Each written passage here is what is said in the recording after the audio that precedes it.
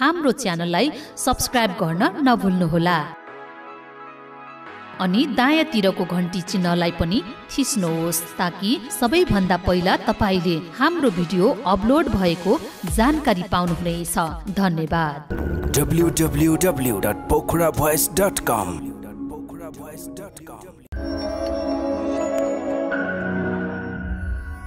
Pokhara Voice presents.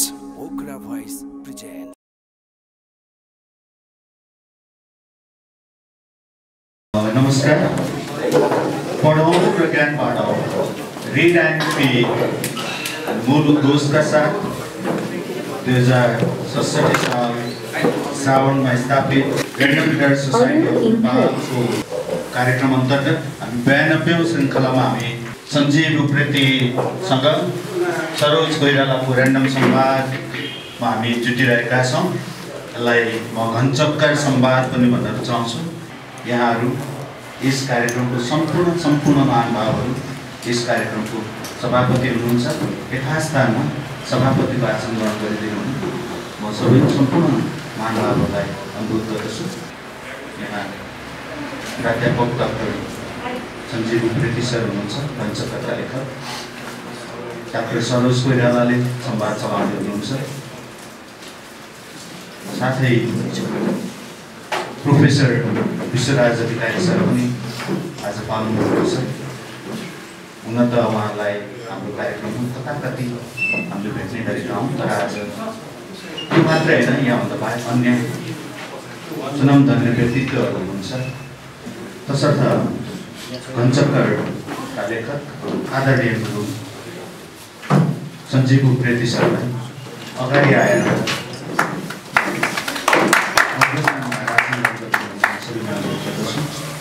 त्यस्तै छलफल चलाउनुहुने आदरणीय गुरु डाक्टर सरोज कोइराला सरलाई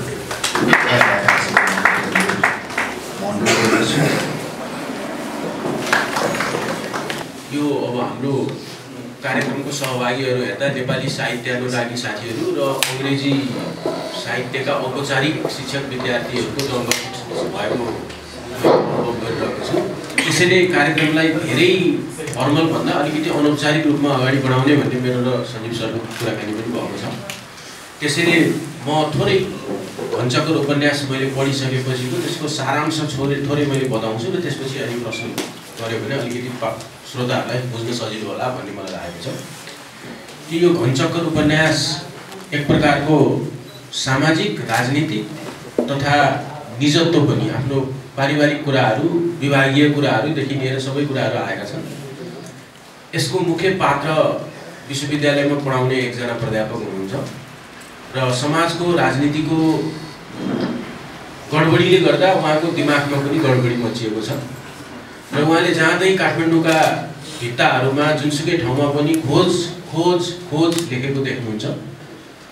इभन भगवानका मूर्तिहरूमा पनि जहाँ पनि खोज खोज लेखेको छ। के गर्ने भनेर यो खोजको पछि लाग्दा लाग्दै उहाँको दिमाग चाहिँ लगभग अर्धपागलको अवस्थामा पुग्छ र घरबाट पागल खानामा लैजाने भन्ने कुरा साथीहरूको सहित, विभागीय सदस्यहरूको सहित सल्लाह मिलेपछि मैले खोज्न छोड्नुहुन्न भनेर उहाँ घर छोडेर भाग्नुहुन्छ। पार्टीको बास हुन्छ जोगीको भेषमा र पछि चाहिँ एकपटक विभिन्न उहाँका व्यक्तिगत जीवनमा जोगीको रूपमा आन्दोलन, लुकामारी खेल्दै बसन्तपुर दरबार स्क्वायरमा विभागका सदस्यहरूले भेटाउँछन् र परिवारको सल्लाहअनुसार पागलखानामा लगिन्छ। पागलखानामा उहाँले आत्महत्या गर्ने प्रयास गर्नुहुन्छ। 23वटा औषधि नर्सले बिर्सेर गएको एकैचोटि खाइदिनुहुन्छ आत्महत्या गर्ने प्रयासमा र त्यसपछि उहाँको मृत्यु हुँदैन, बाँच्नुहुन्छ। त्यो राति बेहोसीको अवस्थामा बाथटबमा, हस्पिटलको बाथटबमा पुगेर पानीको काठमाडौँमा प्रलय भएको देख्नुहुन्छ र त्यो प्रलयमा मानिसहरू सबै क्रमशः कछुवा, माछा, हाँस आदिमा रूपान्तरित भएको सपना देख्नुहुन्छ र होस खुलेपछि एउटा रिपोर्टर, पत्रिकाको रिपोर्टर जो त्यो न्यारेटर आफ्नै प्रतिबिम्ब हो, त्यो रिपोर्टरले सँग भएको वार्तापछि उहाँलाई चाहिँ लगभग त्यो खोजको चाहिँ उत्तर प्राप्त हुन्छ। उहाँको मस्तिष्क ठिक ठाउँमा आइपुगेको अनुभव हुन्छ र उहाँ म हस्पिटलबाट बाहिर जान्छु भनेर निस्किने प्रयास गर्दा गर्दै उहाँको वाइफ पनि लिन आइपुग्नुहुन्छ र घरमा परिवारमा गएपछि सबै मिलन हुन्छ र उपन्यासको अन्त हुन्छ। कथाको वस्तु चाहिँ करिब करिब यो हो। अब मैले सञ्जीव सरलाई चाहिँ सर्वप्रथम हार्दिक बधाई दिन चाहन्छु। एउटा घनचक शीर्षकको एउटा अत्यन्त बुझिलो पुस्तक लेख्नु भएको।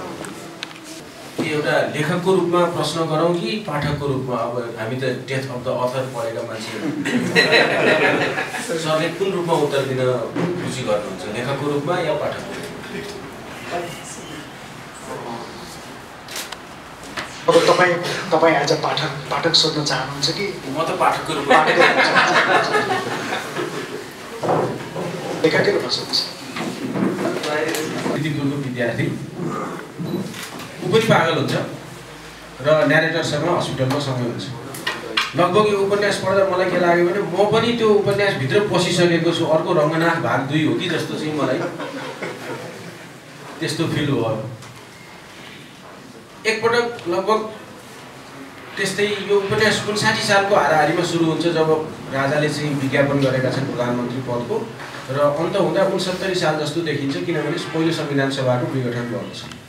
करिब त्यो उठानको समयमा यो न्यारेटरको पात्रले प्रमुख पात्रले मलाई फोन गरेर के भयो भने म दिल्लीपुर छाड्न चाहन्छु, तिमी दिल्लीपुर आउनु पर्यो, प्रसाद सरले त्यही भन्नुभएको छ, के गर्छौ तिमी, आउँछौ कि आउँदैनौ भनेर त्यो पात्रले सोधेको थियो।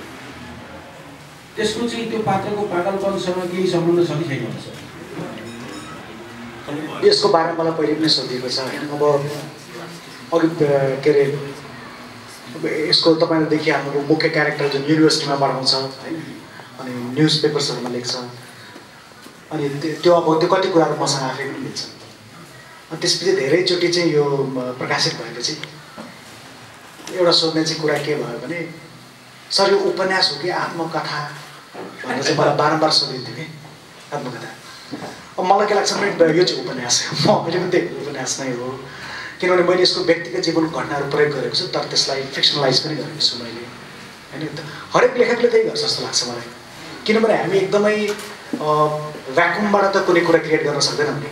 हाम्रो जीवनकै क्यानभासमा जे रङहरू पोखिएका हुन्छन्, जे हाम्रो अनुभूतिहरू हुन्छन्, त्यसकै आधारमा हामी केही सृजना गर्छौँ। तर त्यो चाहिँ व्यक्तिगत जीवन हो कि होइन, मतलब त्यो अटोबायोग्राफी हो कि फिक्सन हो, त्यो चाहिँ मैले डेलिबरेटली पनि गरेको थिएँ। त्यसको कारण के थियो भने एउटा कारण चाहिँ हाम्रो जुन इतिहास जुनलाई भन्छौँ, इतिहास पनि धेरै हदसम्म एउटा आख्यान नै हो कि कथा नै हो। अब जस्तो कि जङ्गबहादुर उदाहरण एउटा मात्र एउटा दुईवटा उदाहरण, जङ्गबहादुरले चाहिँ त्यो धरनाबाट हाम फालेको थियो कि थिएन? कसले हाम फालेको थियो भन्छन्, कसले थिएन भन्छन्, पक्का प्रमाण चाहिँ छैन रहेछ। लास्ट मोमेन्टमा उसले हाम फालेन भन्ने पनि छ है। भनेपछि अब हामीले पढ्दाखेरि सुरुमा चाहिँ हामीले हाम फालेको थियो भनेर पढिरहेको थियौँ। भनेपछि त्यो के हो त, इतिहास हो कि कथा हो कि फिक्सन हो कि होइन के हो? अनि त्यो धेरैतिर त्यस्तै हुन्छ। जस्तो दरबार हत्याकाण्ड कसरी भयो त्यसको अहिले पनि क्लियर, त्यसको बारेमा पनि उल्लेखहरू आएको छ यहाँ, अहिलेसम्म पनि क्लियर उत्तर छैन। भनेपछि के इतिहास हो? अब त्यो जे उत्तर छैन त्यसको वरिपरि चाहिँ विभिन्न कथा उपकथाहरू मौलाउँदै जाँदा रहेछन्। अनि history becomes fictionalised also, just as fiction is a kind of history. भनेपछि त्यो फिक्सन र हिस्ट्रीको त्यो दोसाँधमा बसेर म लेख्न चाहन्थेँ, त्यसलाई क्वेसन गर्नु पऱ्यो भने। त्यसैले त्यो अटोबायोग्राफी र त्यो अटोबायोग्राफिकल एलिमेन्ट तर फिक्सन पनि छ, त्यसलाई मैले डेलिबरेटली जोड्न खोजेको। सरोजले जुन सोध्नुभयो त्यो पात्र के हो त, त्यो पात्र रियल पात्र हो कि होइन चाहिँ के हो भन्दाखेरि म अहिले पनि के भन्छु भने यो चाहिँ फिक्सन नै हो, अटोबायोग्राफी चाहिँ होइन, अटोबायोग्राफी एलिमेन्टहरू छन् होइन। अनि मैले अरू साथीहरूलाई पनि त्यही भन्दै गइरहेको छु। के हो त सर भन्दाखेरि म फिक्सन हो। फिक्सन किन हो भने अब यसको मुख्य पात्रलाई चाहिँ पागलखानामा पुर्याइन्छ, मलाई चाहिँ अहिलेसम्म कसरी पुऱ्याएको छैन। अब भविष्यको ग्यारेन्टी त म दिन सक्दिनँ, अहिलेसम्म म बाहिर छु, त्यसैले फिक्सन नै। यो पुस्तक चाहिँ एकदम अचम्मैको छ। नेपाली साहित्यका अन्य पुस्तकभन्दा एकदम फरक छ। यसमा चाहिँ यति धेरै चिजहरू छन् जस्तो प्रष्ट रूपमा यसलाई एउटा प्रगतिवादी उपन्यास हो भनी भन्न सकिन्छ। त्यसका प्रशस्तै प्रमाण छन्। त्यस्तै प्रशस्त रूपमा धार्मिक आस्था पनि छ, निजत्व पनि छ, राष्ट्रिय राजनीति पनि छ। यी सबै कुराहरू एकै ठाउँमा राखेको देख्दा यो चाहिँ इन्द्रबहादुर राईको लीला लेखन जस्तो अनुभूति भयो सर मलाई। यस्तो छ। अब यसमा चाहिँ कतिजना साथीहरूले मलाई त्यति बेला पनि सोध्नु भएको थियो तपाईँले यसमा चाहिँ यो उत्तराधुनिकतावादी उपन्यास हो होइन, त्यही कुरासँग म जोड्न चाहन्छु। पागलपनको कुरा देखाउनु पर्ने थियो। अनि पागलपनको दुईटा लेभलमा, एउटा चाहिँ व्यक्तिको पागलपन, एउटा चाहिँ त्यो हत्या हिंसा मारपिट जुन चलिरहेको थियो। अब त्यो जनआन्दोलनको बेलामा चाहिँ यसको प्रारम्भ चाहिँ त्यही भयो। त्यो गुरुकुलमा म एउटा प्रोग्राममा गएको थिएँ, पुलिसले एट्याक गर्यो होइन, त्यसको पिटाइमा म पनि परेँ होइन। अनि त्यसले पनि मेरो दिमागमा अलिकति स्ट्राइक गर्यो। भनेपछि यति धेरै मारपिट भइरहेको छ, यति मान्छे, तपाईँलाई थाहै छ जनयुद्ध हुँदाखेरि कति मान्छे मरिरहेको थियो एभ्रिडे। त्यो पनि एक किसिमको पागलपन नै हो, त्यो समाजको पागलपन हो। किनभने यदि कुनै समाज चाहिँ सभ्य छ भने त्यहाँ चाहिँ यति मारपिट नगरिकन, यति आन्दोलन नगरिकनै मान्छेले सामाजिक न्याय पाउनुपर्ने हुन्छ क्या है। त्यो किन हुन सकेन भने हाम्रो समाजहरू नै सभ्य छैन। हरेक समाजहरू असामान्य छन् भन्छु। कुनै पनि तपाईँको वेस्टर्न एकदमै सिभिलाइज सोसाइटीहरू पनि असामान्य छन्। अनि त्यसैले गर्दाखेरि त्यो कुराहरूले मलाई स्ट्राइक गरिरहेको थियो है।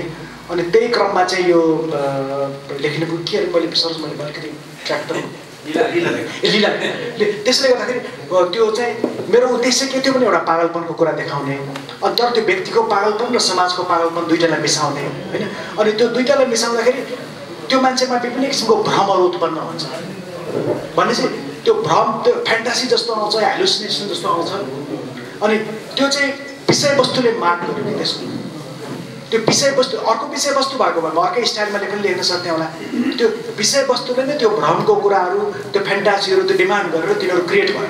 तर त्यसलाई मैले कुनै त्यो वाद अन्तर्गत अथवा यो वाद अन्तर्गत अथवा उत्तराधुनिकतावाद अथवा लीलावाद होइन, त्यो हिसाबले लेखौँ भनेर चाहिँ लेखेको। अर्को कुरा सर, अब यो अहिले हाम्रो देश चाहिँ सङ्घीयतामा गइरहेको छ, क्रमशः अधिकारहरूको विकेन्द्रीकरणको कुरा आइरहेको छ, तल जानुपर्छ। र खास गरी के भन्दा राजधानी केन्द्रित सोचको विरुद्धमा पनि एउटा यो आवाज हो। यस्तो समयमा सरले फेरि एउटा आञ्चलिक उपन्यास पनि यसलाई भन्न सकिन्छ, किनभने यसको सबै कुरा काठमाडौँ भ्याली र काठमाडौँ भ्यालीको पनि फेरि निश्चित शक्ति केन्द्रहरूमा मात्रै यसको घटनाहरू घटेका छन्। यो चाहिँ यो सङ्घीयताको दृष्टिकोणबाट एउटा निश्चित सानो क्षेत्र केन्द्रित भयो कि अलिकति सहर पनि काठमाडौँ बाहिरको मान्छेहरू ब्याकग्राउन्ड बाहिर जिल्लाबाट जानुभएको हो। तर के भने यसमा अरू नेपालका अरू भूभागहरूको कुनै ठाउँको पनि कुनै प्रसङ्ग उल्लेख छैन र सबै काठमाडौँ केन्द्रित। सरले किन यसरी चाहिँ बढी राजधानी केन्द्रित गर्नुभयो? त्यो पनि मलाई लाग्छ अब जुन तपाईँले त्यो पनि विषयवस्तुकै डिमान्ड हो कि होइन। कुनै पनि यस्तो छ, यो उपन्यास लेखन कस्तो हुँदो रहेछ भने यो एकदमै सेलेक्टिभ आर्ट हो म भन्छु कि। हामीले सबै कुराहरू एउटै उपन्यासमा हामी अटाउनै सक्दैनौँ। अब अर्को कुनै उपन्यास लेख्यो भने मैले अर्कै परिवेश युज गर्न सक्छु होइन। अब कतिचोटि भनिन्छ नि, अब यसमा धेरै कुराहरू चाहिँ कति कुराहरू यसमा किनभने सम्भवै छैन कि कुनै उपन्यासमा गर्दाखेरि। तपाईँ त्यो उपन्यासको विषयवस्तुलाई जस्टिस गर्नुहुन्छ भने त्यसको त्यसले नै आफ्नो एउटा चाहिँ भूगोल क्रिएट गर्छ होइन, एउटा ब्याकग्राउन्ड क्रिएट। त्यसमा बसेर मैले लेखेँ। अनि त्यो पावर सेन्टरसँग पनि जोडिएको छ यो कुराहरू होइन। के अरे त्यो ब्राइनरको कुरा छ नि, अदृश्य शक्तिहरू कुदिरहेका छन्। अब अदृश्य शक्तिहरू एउटा हिसाबले चाहिँ अहिले पनि हामी भन्छौँ के अदृश्य शक्ति छन् होइन, पूर्व पश्चिम उत्तर दक्षिण दुनियाँभरका शक्तिहरू चलिरहेछन् भनेर भनिन्छ होइन। त्यो कुरासँग पनि मैले अलिकति डिल गर्न खोजिरहेको थिएँ। अब त्यसको केन्द्र त्यो काठमाडौँमै घुमे जस्तो लाग्यो मलाई एउटा कुरा। तर त्यो मात्रै चाहिँ होइन, अर्को कुरा चाहिँ के हुन्छ भने त्यो ब्याकग्राउन्डको लागि, त्यो ब्याकग्राउन्डमा लेख्न चाहिँ मेरो लागि सजिलो थियो कि, किन त्यो काठमाडौँकोलाई मैले बढी राम्रोसँग बुझेको थिएँ। कुनै लेखकले अब जस्तो के हुन्छ भने मलाई के लाग्छ भने त्यसलाई चाहिँ जुन ब्याकग्राउन्ड, जुन विषयवस्तु र जुन लोकेसन त्यो मान्छेले राम्रो बुझेको हुन्छ भरसक त्यसको बारेमा चाहिँ अलि अनेस्टीले साथ लेख्न र बलि सिन्सियर भएर लेख्न सकिन्छ जस्तो लाग्छ मलाई। अब मैले चिन्दै कुनै अर्को ठाउँ जाँदै नगएको ठाउँहरूको बारेमा नै मैले इन्टरनेटको रिसर्च गरेर लेख्न सक्थेँ, तर त्यति अथेन्टिक हुँदैन थियो कि जस्तो मलाई लाग्छ। त्यसैले मैले त्यसको बारेमा लेखेँ। अहिलेसम्म पनि उहाँकै नाम आउँछ एक नम्बरमा। अब सरको मस्तिष्क, सरको अध्ययन एकदमै धेरै हाई लेभलको छ र त्यो सबै मस्तिष्कलाई यो उपन्यासको क्रिएसनमा खर्च गर्नुभएको छ। यति जटिल छ र धेरै पाठकले बुझ्दैनन्। जस्तो सम्भवतः मेरो विचारमा माधवी एकदमै जटिल उपन्यास हो, तर त्यसमा चाहिँ मिथक लेजेन्ड्री नै मेजर कुरा हो, अरू खासै केही कुरा छैन र भाषाको अलिकति कुरा होला। सरकोमा त यति धेरै छ कि जटिलताहरू बहुत। अब आइडिया अफ मेटामर्फोसिस, तपाईँको मञ्जुश्रीको चाहिँ त्यो कथाहरू है, अब अरू पोस्ट मोडर्निजम, साइको एनालिसिस सबै कुरा भएको हुनाले धेरै पाठकले बुझ्दैन र पढ्न खोज्दाखेरि दिमागै खलबलिन्छ। सम्भवतः धेरै पाठकले एबान्डन गर्छ बिचमै। यो कृतिको चाहिँ नेपाली समाजलाई के काम लाग्ला त सर? थाहा छैन मलाई यो चाहिँ अब के हुन्छ भने मलाई लाग्छ कुनै पनि कृतिको एउटा मिनिङ हुँदैन, त्यसको जतिजना पाठक हुन्छन् त्यसको त्यति नै त्यसको आफ्नो आफ्नै मिनिङ हुन्छ। अब यसको के मिनिङ छ भन्ने कुरा चाहिँ अब समाजलाई के काम लाग्ला भन्दाखेरि समाज भन्ने त एउटा एब्स्ट्र्याक्ट अमूर्त एन्टिटी हो होइन। समाज त व्यक्तिहरूले मिलेर बनेको हुन्छ नि, व्यक्तिमा हामी सबैजना छौँ, अब 40-50 जना आयो, हामी सबै व्यक्तिमा समाजमा धेरै मान्छेहरू छन्, हरेक व्यक्तिले त्यसको के मिनिङ निकाल्ला, कसैलाई कामै नलाग्न पनि सक्छ। एउटा घटना छ नि, एउटा चाहिँ उसले चाहिँ त्यो घनचक्कर भन्ने चाहिँ चिरकटो ल्याउँछ, उसले फ्याँकिदिन्छ कि काम नलाग्ने भनेर, उसलाई काम लागेन, पछि उसले रियलाइज गर्छ काम लाग्ने थियो होइन। त्यस्तै हुनसक्छ, कसलाई काम नलाग्न पनि सक्छ होइन, कसलाई अलिकति त्यसबाट केही बुझेको जस्तो लाग्न सक्छ, जीवनको बारेमा, समाजको बारेमा, यहाँको राजनीतिको बारेमा होइन। कसलाई अब के बेकार रहेछ यो होइन, यो पागलले गरेको गन्थन रहेछ लाग्छ भने त्यो पनि मलाई स्वीकार्य छ, किनभने हरेकले रिडरको त त्यसलाई इन्टरप्रिटेसन गर्ने, तपाईँले भने जस्तै अथर इज डेड भनेपछि reader is free, reader is born होइन। हरेक रिडरले त्यसलाई आफ्नो किसिमले इन्टरप्रिटेसन गर्न सक्छ। त्यस कारण त्यो मैले जवाब दिने प्रश्न हो जस्तो लाग्दैन मलाई। यो चाहिँ अब हरेक रिडरले होइन, उसलाई कस्तो लाग्छ त, कसलाई अब के लाग्छ, किन मैले भन्न मलाई गाह्रो छ यो कुराहरू, इन्टरेक्ट गरेर सोचेर होइन। त्यसले अलि फ्यामिलीको तपाईँलाई अनेस्टली भन्दाखेरि अलिकति परिवारको फ्यामिली प्रब्लमले गर्दा पनि म अलि डिस्टर्ब थिएँ त्यति बेला होइन। मेरो आमालाई चाहिँ अल्जाइमरको रोग भएको थियो, त्यो धेरै वर्षसम्म चल्यो थियो, त्यसले मलाई एकदमै डिस्टर्ब गरिरहेको थियो। अनि साथसाथै जनआन्दोलनको काम पनि पनि चलिरहेको थियो होइन। अनि त्यो नेपालको स्थिति पनि त्यस्तै चलिरहेको थियो। दुई कुराहरू कता मलाई स्ट्राइक गरेको हुनसक्छ। त्यस कारण ओन्ली मैले के गरेँ भने मेरो आफ्नो अनुभूति, मेरो आफ्नो इम्प्रेसनसँग मैले त्यसमा ट्रु रहने, आफ्नो तर्फबाट भनौँ मैले कोसिस गरेँ। अब यसको के उपलब्धि हुन्छ, के हुन्छ समाजलाई, त्यो चाहिँ हरेक रिडरले आफै छुट्याउने कुरा जस्तो लाग्छ। यो उपन्यासमा अब कतिपय यथार्थ छ, कल्पना छ, भावना छ, निजत्व छ र मूलतः यो एक पात्र प्रधान उपन्यास हो। खासै अरू पात्रहरूको ठुलो भूमिका कहिले पनि छैन, उपस्थिति चाहिँ छ र बाह्य द्वन्द्व पनि खासै छैन, आन्तरिक द्वन्द्व हो।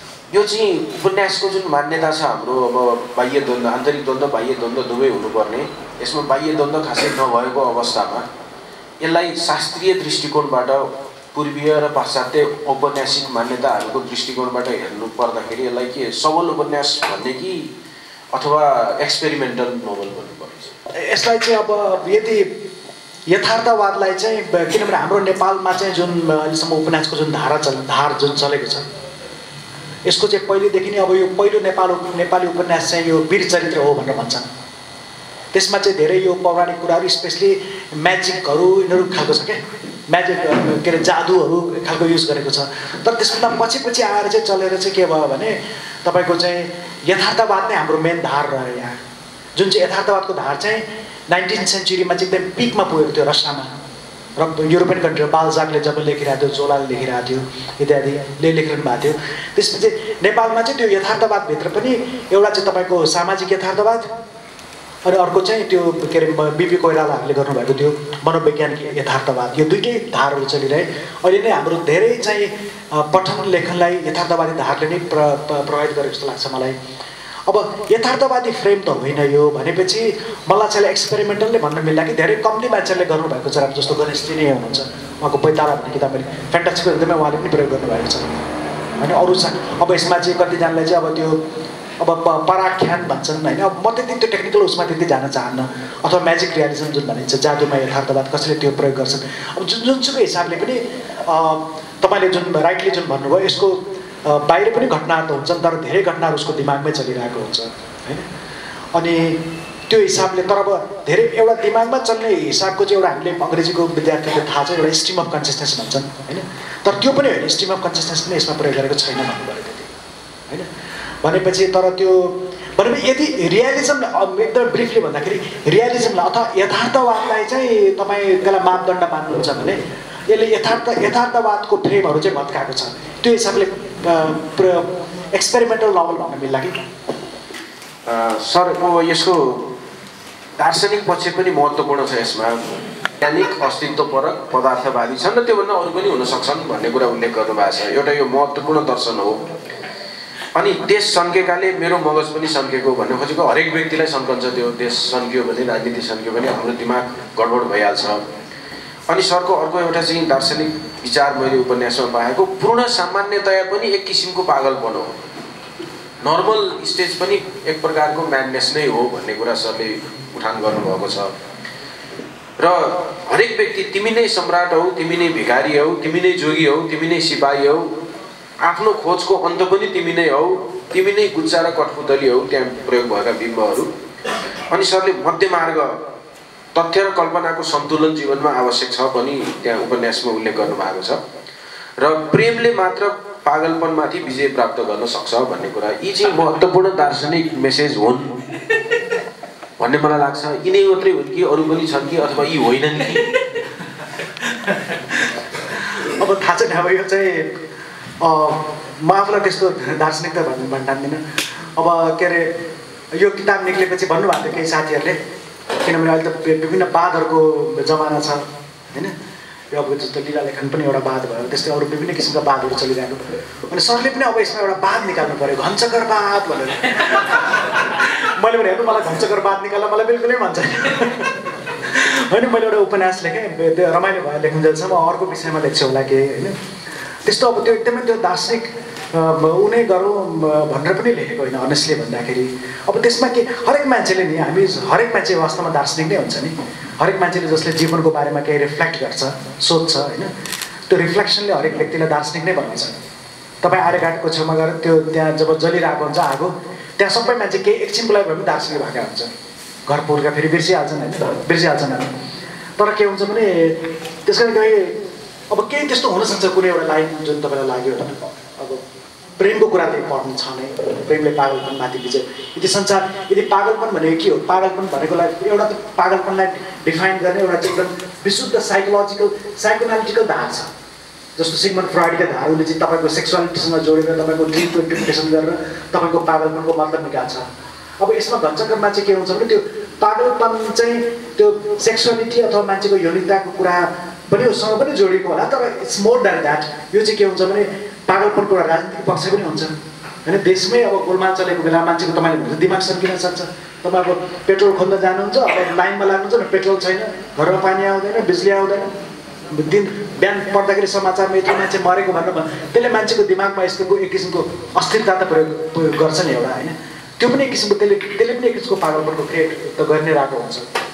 अनि अब एउटा हिसाबले चाहिँ अब त्यसको अब हुँदै सुन्दाखेरि एकदमै रोमान्टिक लाग्ला यो कुराहरू होइन। तर के हुन्छ भने प्रेमको कुरा इम्पोर्टेन्ट चाहिँ छ जस्तो लाग्छ मलाई अहिले पनि होइन। यदि समाजमा चाहिँ यो संसारमा यो समाजमा अलिक बढी प्रेम भएको भए होइन, मान्छेले एकअर्कालाई बढी रिस्पेक्ट गर्ने भयो। रोमान्टिक प्रेमको मात्रै मैले कुरा गरेको होइन, एकअर्कालाई बढी रिस्पेक्ट गर्ने। त्यसपछि हिजो हाम्रो तपाईँले मेरो भेट्दादेखि कुरा भयो चराचुरुङ्गी जनावरको बारेमा। यो चराचुरुङ्गीलाई, जनावरलाई होइन, मान्छेलाई हामीले एकअर्कालाई बढी सम्मान गऱ्यो भने पक्कै पागलपन कम हुन्थ्यो होला नि संसारमा। अडियन्स खासै त्यस्तो त होइन। अब यसको पाठक एउटा चाहिँ म हुँ। समकालीन समाजको कलात्मक प्रतिबिम्ब घनचक्कर उपन्यास भनेर मैले एउटा आर्टिकल पनि लेखेको थिएँ र मैले जसरी यसलाई पठन गरेको थिएँ यो संवाद चाहिँ अलिक फरक किसिमको देखिन्छ। पहिलो कुरो चाहिँ के भने यो आञ्चलिकताका कुरा यहाँ आए, प्रश्न सरले राख्नु र सरले उत्तर त्यसलाई चाहिँ दिँदाखेरि त्यसको प्रतिरोध पनि गर्नु र मलाई जहाँसम्म लाग्छ आञ्चलिकताको सम्बन्ध चाहिँ योसँग छैन। आञ्चलिकता भन्नाले जसलाई बोध गर्छौँ त्यो सन्दर्भका कोणबाट हेर्दाखेरि मैले आञ्चलिकता कति पनि पाउँदिनँ। आञ्चलिकता हुनको लागि राजधानीको सन्दर्भ चाहिँ जोडिन्न होला, शिक्षित समुदायको सन्दर्भ जोडिन्न होला जस्तो मलाई लाग्छ मेरो पठनमा। अर्को कुरो माधवीसँग तुलना जुन गरियो त्यो पनि सान्दर्भिक होइन कि जस्तो मलाई लाग्छ मेरो पठनमा। चाहिँ यो त एउटा प्रयोगशील उपन्यास नै हो र म्याजिकल रियलिजम भनेर जुन भनिन्छ सायद त्यसको एकदमै सार्थक प्रयोग यसमा मैले देख्छु। र पागलपन अब जहाँसम्म यसको उपयोगिता के भन्नु हो, यसले यसको मेरो पठनमा है, यसको सघन पठनमा हेर्दाखेरि हामीले भन्न नसकेका धेरै कुराहरू यसले भनिदिएको छ।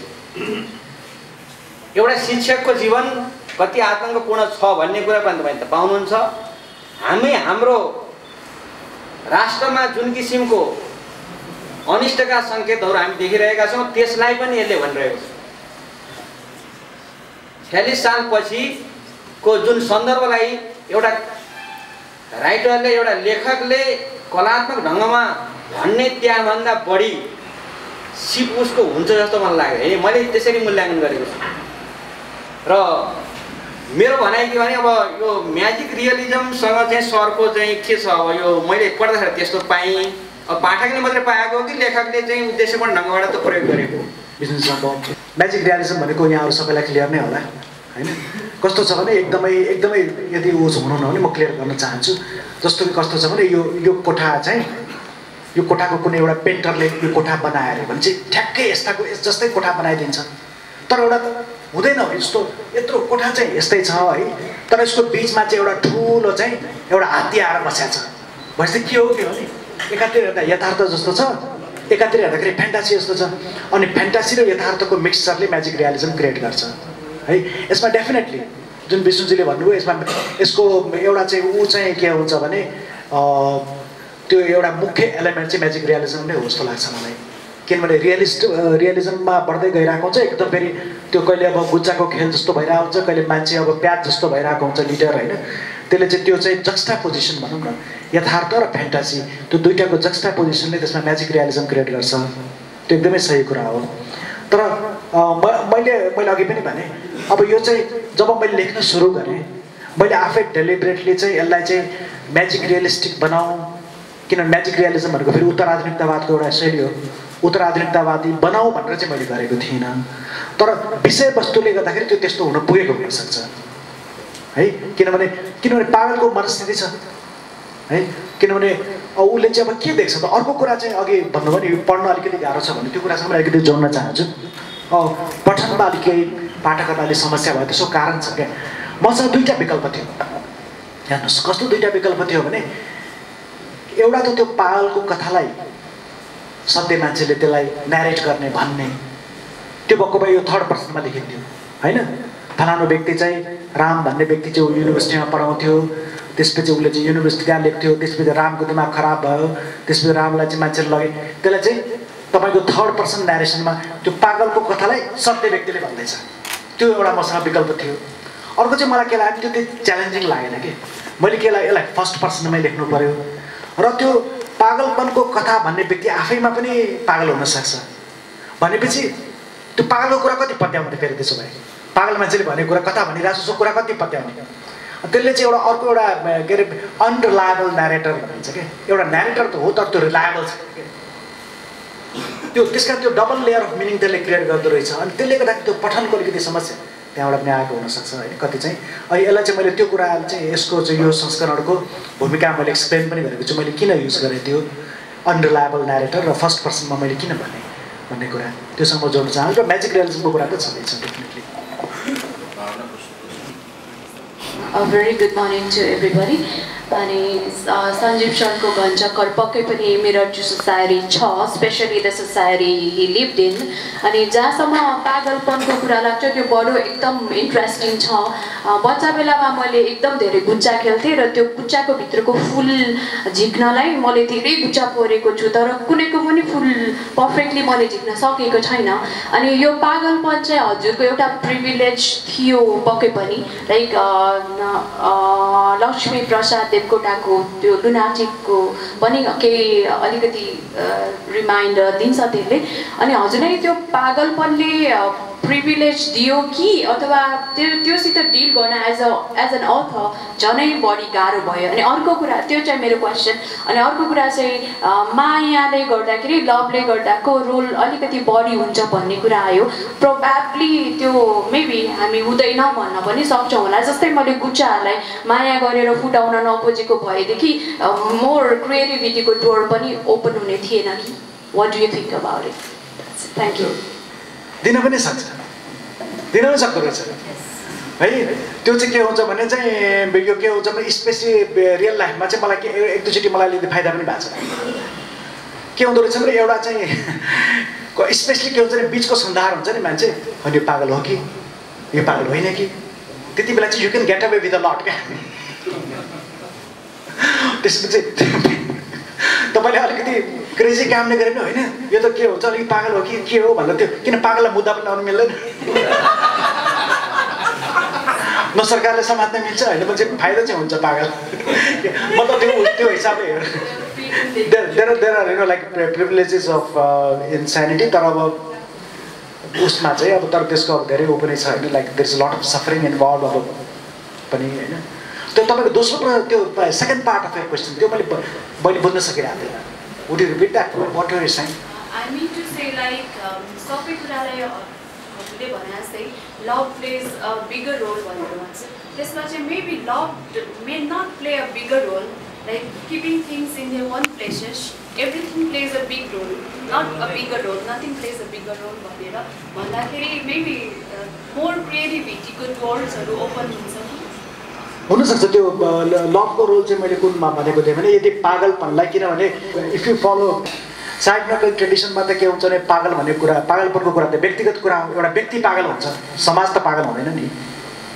हैन यसमा चाहिँ फरक किसिमले मैले इन्टरप्रेट गरेको छु एउटा व्यक्तिको पागलपन त हो नै तर समाजमा भएको हिंसा हत्या अनि you should understand the context जति बेला लेख्यो त्यति बेला नेपालमा धेरै मान्छेहरू मरिरहेको थिए हैन त्यो चाहिँ त्यो कन्टेक्स्टमा जब चाहिँ समाजमा नै एक किसिमको पागलपन चलिरहेछ भने चाहिँ हैन अनि प्रेम in the sense not only romantic love तर प्रेम in the sense of respect for each other एकअर्कालाई हामीले चाहिँ सम्मान गऱ्यौँ एकअर्कालाई प्रेम गऱ्यौँ भने त्यो सामाजिक पागलपन जुन चलिरहेछ त्यसलाई कम गर्न केही हेल्प गर्छ कि द्याट वाज माई इन्टेन्सन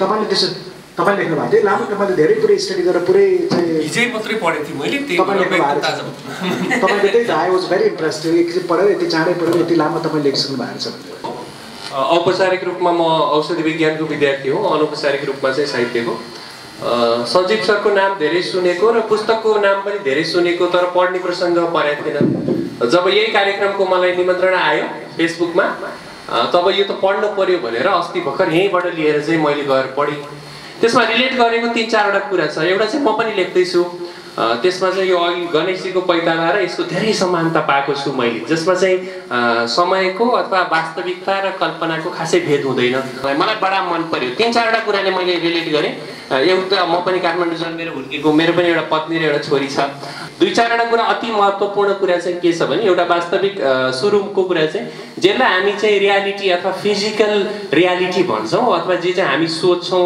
मस्तिष्कमा त्यो दुईटामा चाहिँ धेरै मसिनो पर्दा छ त्यो पनि हामीले सोचेको पनि रियालिटी नै हो भने जस्तो चाहिँ मलाई लाग्छ अनि यो छोटो हुन सक्थ्यो भन्ने चाहिँ मेरो टिप्पणी हो त्यो जति 300 पृष्ठको छ तर यसको चाहिँ कम्तीमा पनि 60% जतिमा चाहिँ यो सबै चिजहरू आउँथ्यो होला कतिपय चाहिँ रिडेन्डेन्सी अथवा एउटै किसिमको चिजहरू आएको हो कि जस्तो पनि मलाई लाग्यो र 2-4वटा टिप्पणी गर्नुपर्ने हुन्छ एउटा छुटेको जस्तो अहिलेसम्मको चर्चामा सुरुमा नै जुन चाहिँ प्रोटागनिस्ट छ ऊ चाहिँ 2जना मान्छेसित सम्पर्कमा आउँछ एउटा चाहिँ दिलबरनाथ योगी भन्ने छ ऊ चाहिँ नाथ सम्प्रदायको योगी छ अर्को चाहिँ फ्रेन्च राइडर जुन चाहिँ जर्मनीको शक्तिहरूले चाहिँ चिन्ने खालको मान्छे छ र त्यो दुईजनाले चाहिँ डिफ्रेन्ट किसिमको प्रेडिक्सन दिलबरनाथ योगीले चाहिँ सर्टेन 4-5वटा चाहिँ डुअलिस्टिक चिजहरूको जस्ट टर्मिनोलोजीमा मात्रै दिएको हुन्छ जो चाहिँ पछि जीवनमा गएर चाहिँ वास्तविक रूपमा घटित हुन जान्छ र दोस्रो कुरो चाहिँ शक्तिको अझै पनि एउटा चाहिँ संसारकै 3टा मिस्ट्रीहरूमा टाइम स्पेस र चाहिँ लाइफ हुन्छ सायद टाइम स्पेस र लाइफलाई एकदम एड्रेस गरेको सायद त्यसमा चाहिँ भूत र भविष्य भन्ने पनि छैन भन्ने कुराहरू पनि केही सङ्केत गरे जस्तो लाग्छ र त्यो शक्तिको चाहिँ अघि सञ्जीव सरले त भन्नुभयो हामी दृश्य अदृश्य शक्तिहरूको धेरै कुराहरू गर्छौँ दृश्य अदृश्य शक्तिहरूको बारेमा पनि सङ्केत गरेको र उसले चाहिँ राखेको विभिन्न छडीहरूको पनि महत्त्व छ जस्तो लाग्छ मलाई एकदम मन परेका चाहिँ मेटाफोरहरू 2-4वटा भन्छु एउटा चाहिँ प्याज मान्छेलाई प्याजको रूपमा लिएको अनि हेर्दै हेर्दै जाँदा महत्त्वपूर्ण ठाउँमा महत्त्वपूर्ण कुराहरू भइरहेका होलान् भन्दा त्यहाँ गुच्चा मात्रै खेलिएको त्यो कुराहरू चाहिँ एकदम महत्त्वपूर्ण छन् त्यो चिजहरू हरेक परिच्छेदमा पनि हाम्रो उपपरिच्छेदहरू छन् है परिच्छेद त 7वटा छन् त्यसमध्ये उपपरिच्छेदहरू छन् त्यसमा पनि एउटा डिफ्रेन्ट म्यासेजहरू छ र मैले पढ्दाखेरि साह्रै नै मन पराएको र पढ्न रमाइलो लागेको किताब हो र यो पढ्न दुरूह छ अथवा क्लिष्ट छ भने जस्तो त मलाई त लागेन तर हरेक फ्रिक्वेन्सीमा आफूलाई अट्युन गर्न चाहिँ एकदम आवश्यक छ र अलिकति पागल हुनु चाहिँ जरुरी छ। एउटा सानो टिप्पणी के भनेर टुङ्ग्याउँछु भने यो चाहिँ आत्मकथा होइन, यो चाहिँ फिक्सनै हो भनेर सरले भन्नुभयो। हुन त यो सामान्य रूपमा त्यसरी भन्न जरुरी पनि होला, तर मलाई चाहिँ यो फिक्सन भन्नु र आत्मकथा भन्नुमा खासै फरक छैन र म चाहिँ पागलखाना गएको छैन भनेर भन्नुभयो, त्यो चाहिँ व्यङ्ग्य हो कि? किनभने हामी कुनै न कुनै अवस्थामा चाहिँ जहाँ अहिले बस्दैछ त्यो पनि कुनै वार्डभन्दा कम छैन जस्तो लाग्छ है, हामीले बसेको परिवेश समाज। यति भन्दै म चाहिँ टुङ्ग्याउँछु। सरलाई चाहिँ यो मेरो प्रश्न चाहिँ यो जुन रियालिटी र चाहिँ इमेजिनेसनमा कति भेद छ र त्यो भेद हुन जरुरी छ कि छैन, यदि त्यो पातलो झिल्ली छ भने त्यसलाई पनि च्यात्दिए हुँदैन भन्ने मेरो प्रश्न। मलाई लाग्छ रियालिटी र फ्यान्टेसी भन्नु इमेजिनेसन होइन। रियालिटी र इमेजिनेसनमा चाहिँ त्यस्तो के अरे एकदमै एकअर्कासँग ओभरल्याप हुन्छ भन्छु म, त्यस्तो एकदमै छुट्याउने रेखाहरू त्यस्तो छैन जस्तो लाग्छ मलाई। स्पेसली अब त छैन, मोडर्न वर्ल्डमा झन् छैन। तपाईँलाई त के हुन्छ भने मोडर्न अहिलेको आधुनिक संसारमा चाहिँ झन् छैन भन्छु म। त्यो रेखा झन् चाहिँ पातलो हुँदै गइरहेको छ।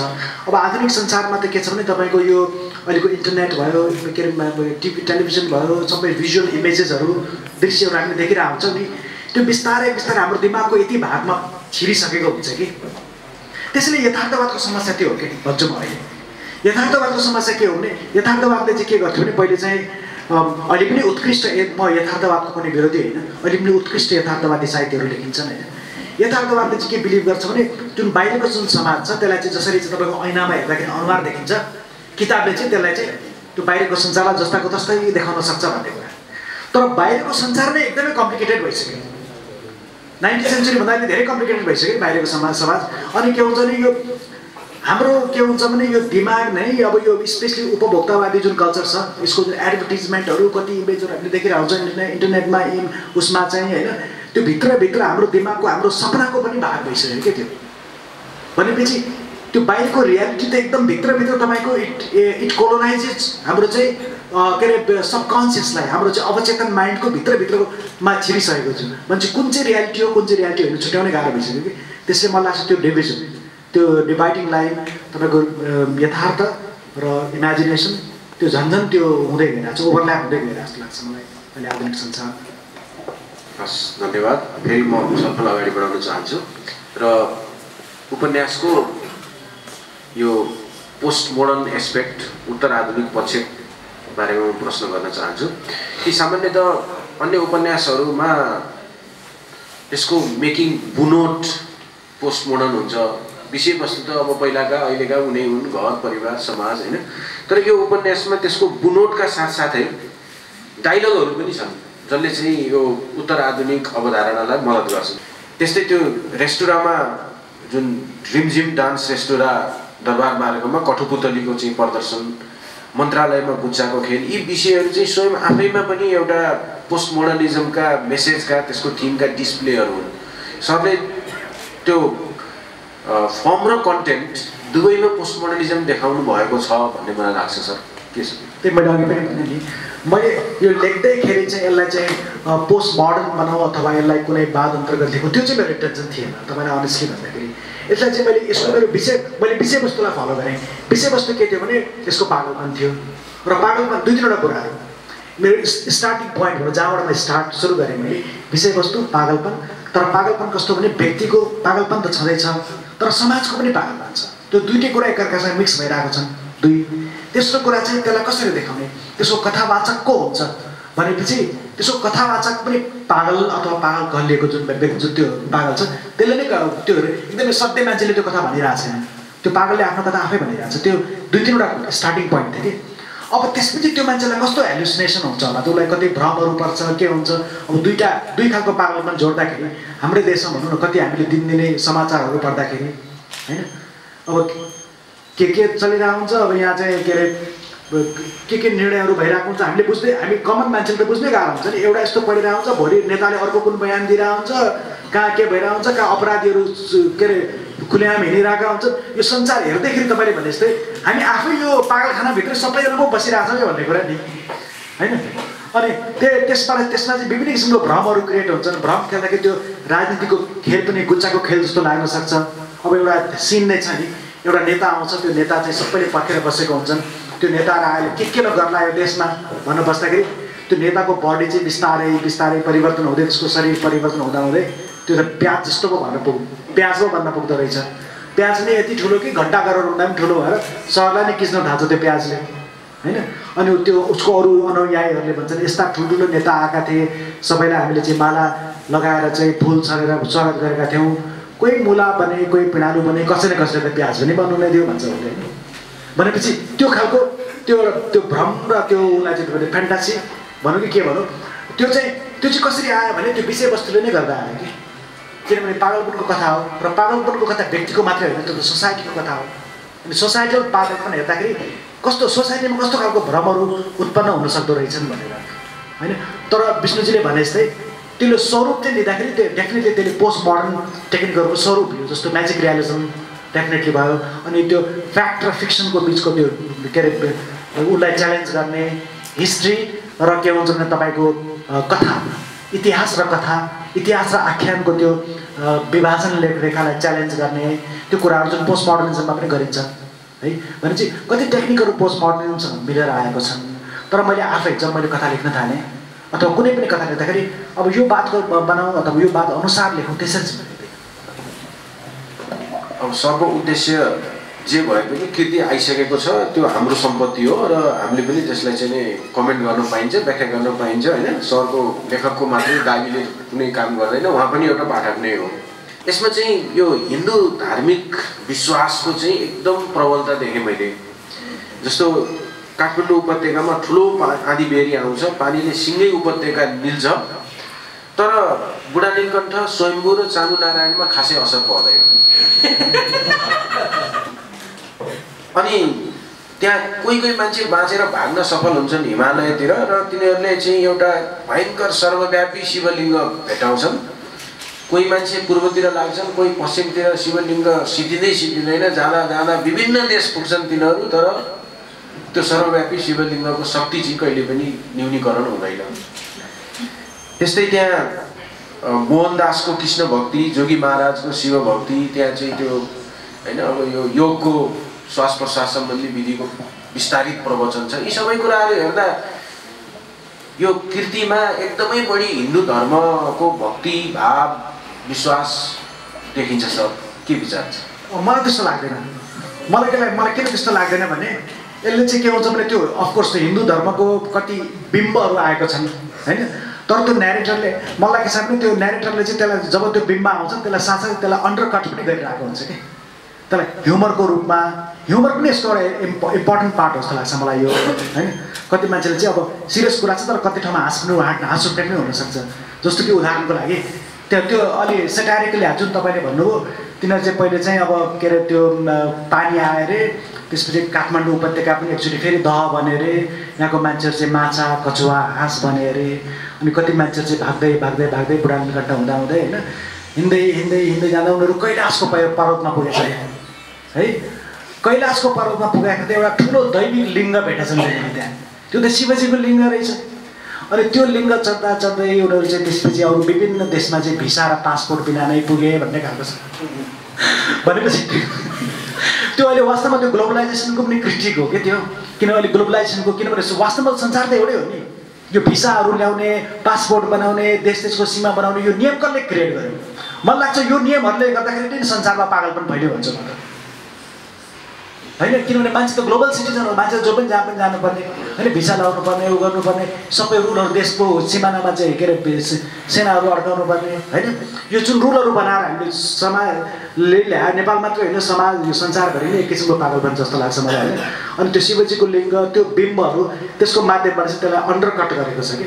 भनेपछि त्यो बिम्बहरूलाई त्यहाँ हिन्दू धर्मसँग जोडिएको बिम्बहरूलाई त्यहाँ हेर्साइलिएको पनि छ, तर त्यसलाई साथसाथै त्यसलाई अन्डरकट पनि गरिएको छ। त्यसले त्यो धार्मिक उसबाट चाहिँ त्यो जस्तो लाग्दैन। अब यसमा मेरो आफ्नै पनि एउटा अनुभव छ हेर्नुहोस्। किनभने किन आयो त्यो भन्दाखेरि अब यो चाहिँ अब तपाईँलाई म भन्दाखेरि यसको बारेमा मैले पब्लिक पहिले पनि भनेको छु। कस्तो भयो भने यो चाहिँ म चाहिँ धेरै यङ एजकै थिएँ कि त्यति बेला। जस्तै कति बेला भन्यो भने म यस्तै 17-18 वर्षको थिएँ होला।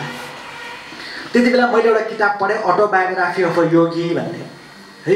अब त्यति बेला यो अब 17-18 वर्षकोमा त मान्छे एकदमै आइडियलिस्टिक हुन्छ दिमागमा धेरै होइन। जे पनि अहिले नै होला भन्ने हुन्छ त्यो पढे चाहिँ मलाई क्या म पनि अब जोगी हुनु पऱ्यो भन्ने मैले विचार गरेँ। त्यसो मैले घर छोड्देँ होइन। अनि म पशुपतिको त्यो आर्यघाटमा गएर बस्न थालेँ। त्यसपछि 3 महिना जति बसेँ। त्यहाँ धेरै मान्छेले आएर चाहिँ मलाई पछि खानेकुराहरू पनि ल्याइदिन्थे होइन। त्यस पछाडि पछि चाहिँ उनीहरूले अब म पनि अलि यङै उमेरको उसले त्यो यङ जोगी देखाएको थिएन होला। अनि बाबु यहाँ किन बस्ने अब घर जानु यहाँमा भन्ने खानेकुराहरू लिएर आउने।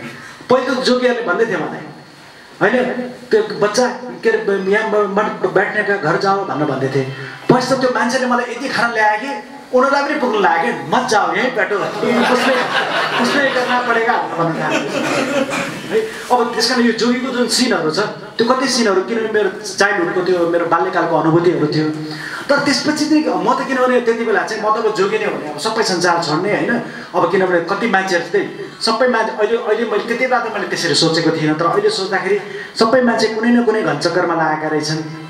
कसैको पैसा कमाउनु पर्ने, कसैलाई नाम कमाउनु पर्ने, कसैलाई के कमाउनु पर्ने होइन। केही मान्छे त योबाट पनि त फ्री हुँदो रहेछ नि। म त्यस्तै हुनु पऱ्यो भनेर म त छोडेरै हिँडेको थिएँ।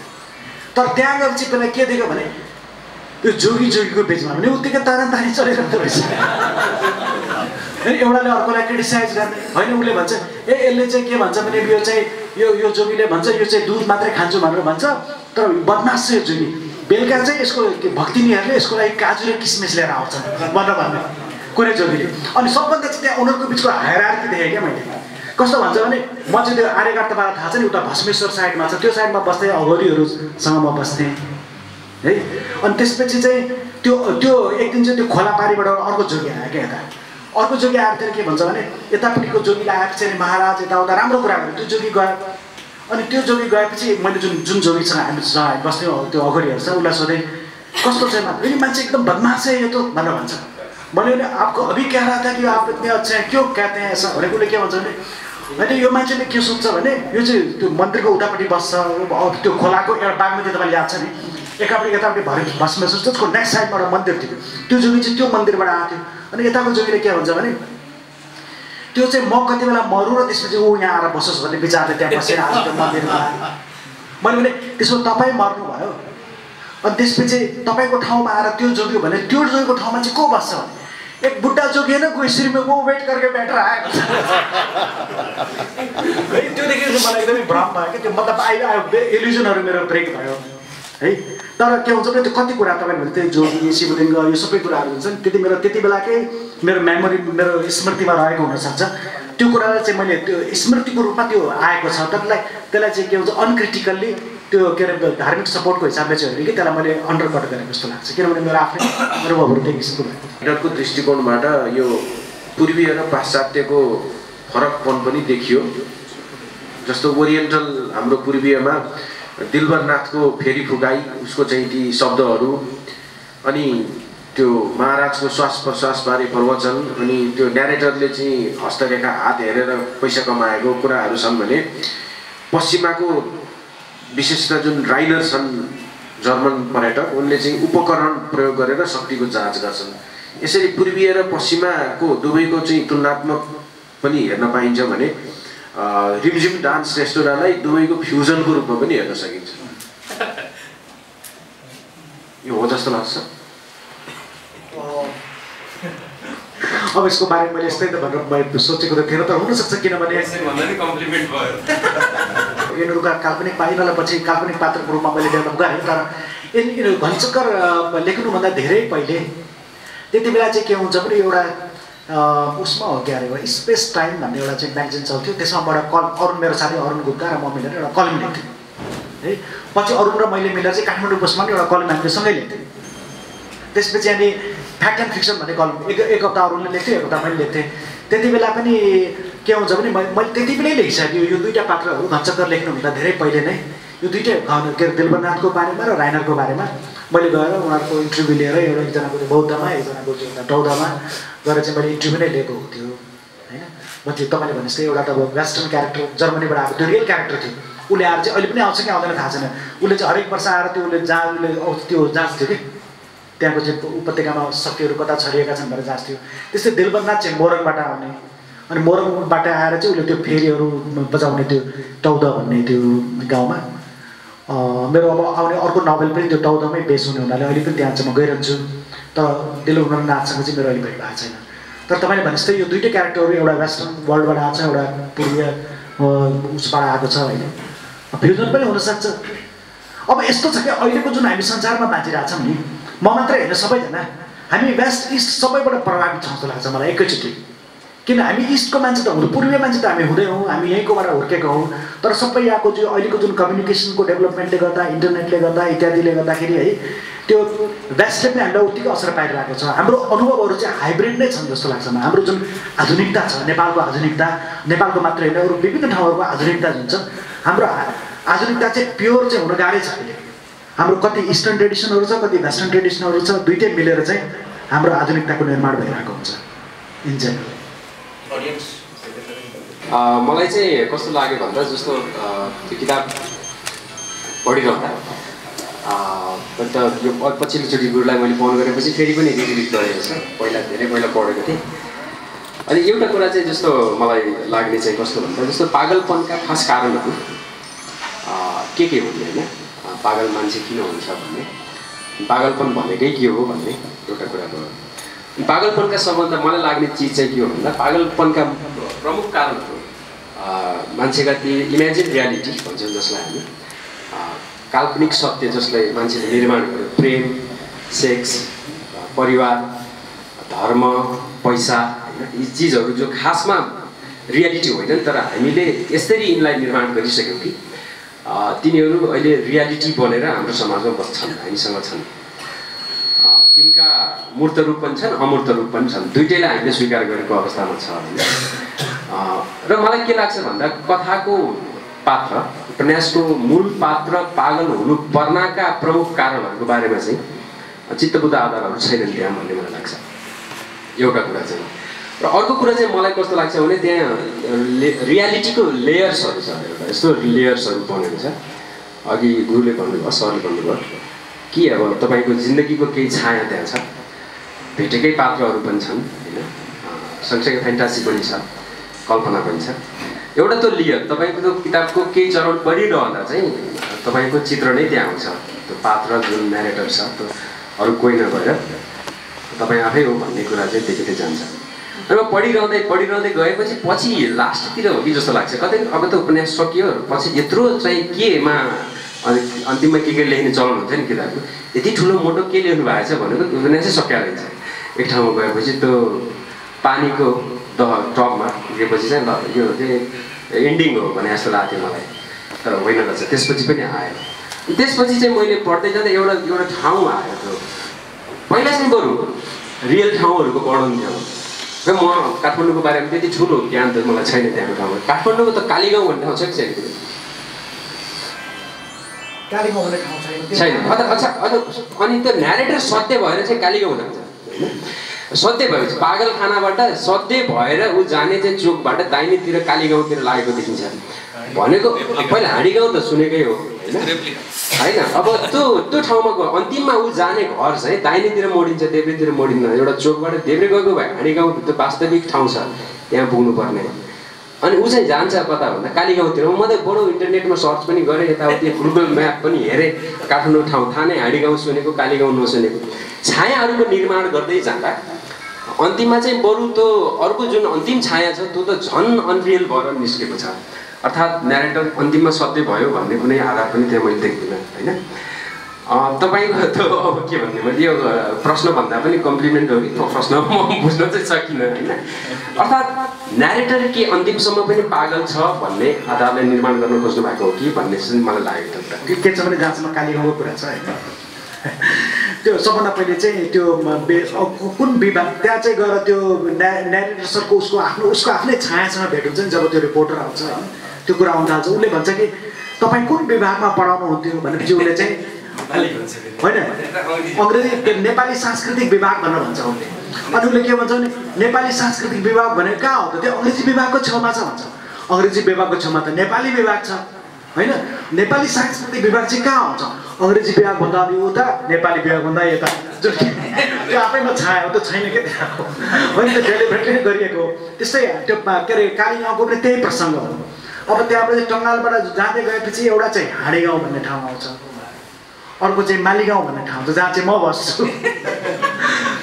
होइन त्यो अब त्यसले त्यो कालीगाउँ भने चाहिँ त्यो देयर इज नो कुनै स्पेस होइन त्यो इमेजिनेरी स्पेस हो दुईटाको बिचबाट निक्लेको छाया हो त्यो होइन त्यो मैले त्यो डेलिबरेटली नै गरेको हो त्यो अर्को के पो भन्नुभएको थियो भनेपछि तपाईँ त्यो पागलपनको कारण भित्रै हुनुपर्छ भन्ने चाहिँ त्योभन्दा अगाडि पनि उपन्यास छायामा पनि के हुनसक्थ्यो त्यो पनि हुनसक्छ जस्तो पागल न्यारेटर पागल हुनुपर्नका खास त्यस्ता जस्तो उदाहरणको लागि न्यारेटरको एउटा अच्छा खासा प्रेम जिन्दगी छ तपाईँले भन्नुभएको छ प्रेम पागलपनको एकदमै राम्रो उपचार विधि त प्रेम नै भइहाल्यो त्यो उसमा पनि छ कलेजको प्रोफेसर पनि छ अथवा कलेजमा अध्यापन गरिरहेको मान्छे पनि छ सँगसँगै ऊ विद्वान पनि छ होइन सबै चिज छ र उसँग हुनुपर्ने पागल हुनुपर्ने तात्विक उसँग उसको घर छ काठमाडौँमा आर्थिक रूपमा पनि असम्पन्न भएको वा गाह्रो परेको पारिवारिक असहयोग भएको जस्तो त्यस्तो कुनै कारणहरू पनि छैन तनावको प्रमुख कारणहरूको बारेमा सायद अब समाजको चित्रण होला त एक ठाउँको कुरा नै हो उसको जिन्दगी एउटा त्यो बोराका बोरा के भन्छ बोरा आतङ्क बाहेक होइन खासमा त्यसको जिन्दगीलाई तनावै पार्नुपर्ने त्यस्तो चिजको मुख्य वर्णन चाहिँ त्यहाँ छैन र पछि त्यो ट्रेसेसहरू पाइएला कि कतै होइन त्यसको कतै केही न केही चिजहरू कतै पोखिएको छोडिएको वा साङ्केतिक रूपमा छ कि कतै भनेर मैले खोज्दा पनि मैले भेट्न नसकेको मेरो कमजोरी होला त्यस्तो केही छ कि मैले नपाएको भनेर गुरुलाई यसो जिज्ञासा भएको सायद तपाईँले भने जस्तै त्यो कुनै किसिमको ग्याप पनि हुनसक्छ त्यहाँ होइन ग्याप चाहिँ के तपाईँले आफ्नो छायाचित्र छाया कथा लेखिरहँदा तपाईँ आफू पागल नहुने अहिलेसम्म पागल नभएको मान्छेले पागल न्यारेटर बनाएर लेख्दाखेरि त्यो ग्याप देखिएको हो भन्न सकिँदैन गणेश हुन पनि सक्छ कि तर अन्तिमको चाहिँ जुन तपाईँले भन्नुभयो त्यो अन्तिमको त्यो कुरासँग जोड्न चाहन्छु त्यो जुन भन्नुभयो त्यो लास्टमा चाहिँ उसको चाहिँ उपचार भएर आइसक्यो भनेर भन्छ नि होइन त्यसपछि चाहिँ उसको श्रीमतीले चाहिँ के भन्छ भने तिमीलाई चाहिँ रिचेक गर्न बोलाएको छ है त्यहाँ फेरि भनेर हुन्छ है भनेपछि उसको दिमाग फुल्ली ठिक चाहिँ नभएको पनि हुनसक्छ र अन्तिममा चाहिँ फुल्ली चाहिँ मेरो आफ्नै हिसाबले हेर्दाखेरि चाहिँ फुल्ली क्योर भएको छैन